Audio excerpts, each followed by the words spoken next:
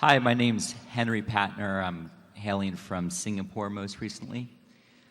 In one of your older letters, your older partnership letters in 1964, you introduced a fourth investment method called Generals Relatively Undervalued. In your description, you say, "We have recently begun to implement a technique which gives promise of very substantially reducing the risk from an overall change in valuation standards.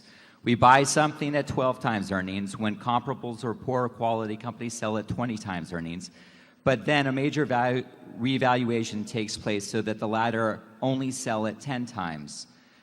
Is this technique pair trading? And if so, how did you think about and calculate the ratio of longs to shorts?" Yeah, I didn't remember we started as early as 64, but certainly in the 60s we did some of what in a very general way would be called pair trading now, which is a technique that's used by a number of hedge funds and perhaps others that go long one security and short another, and often they try to keep them in the same industry or something. They say that British Petroleum is relatively attractive compared to Chevron or vice versa, so they long one and short the other. And actually that technique was employed first by Ben Graham in the mid-1920s when he had a hedge fund. Oftentimes, I read articles all the time that credit A.W. Jones with originating the hedge fund concept in the late 40s. But Ben Graham had one in the mid-1920s, and he actually engaged in pairs trading. And he found out it worked very modestly well because he was right about 4 times out of 5, but the time he was wrong tended to kill him on the other 4. We shorted out the general market for about 5 years in the partnership to a degree.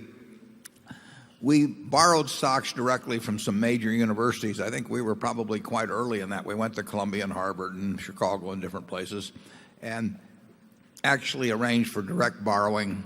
It wasn't as easy to facilitate in those days as it is now.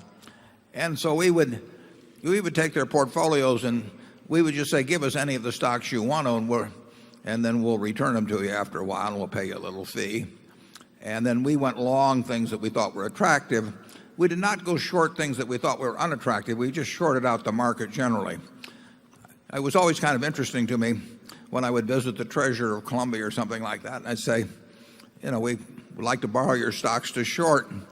And he thought his stocks were pretty good at that point. And he'd say, "Well, which ones do you want?" And I said, "Just give me any of them. I'm happy to short your whole damn portfolio."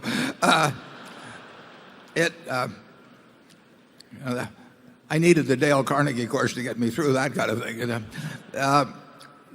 We didn't have any specific ratios in mind. We were always limited by the number of institutions that would give us the stocks to short. So it was not a big deal, but we probably made some extra money out of it in the 60s. It's not something that would fit what we do these days at all.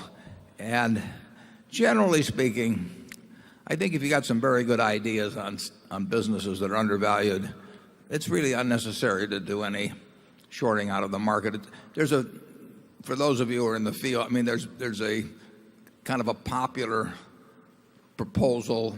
Money managers always have some popular proposal that's being sold to the potential investors, and now there's something called 130-30 where you're long 130% and long short 30%. That stuff's all basically a bunch of stuff just to try and sell you the idea of the day. It doesn't really have any great statistical merit, but the fish bite, as Charlie says, and Charlie can elaborate on that. Yeah, we made our money by being long some wonderful businesses. We didn't make it by a long short strategy. Number 3.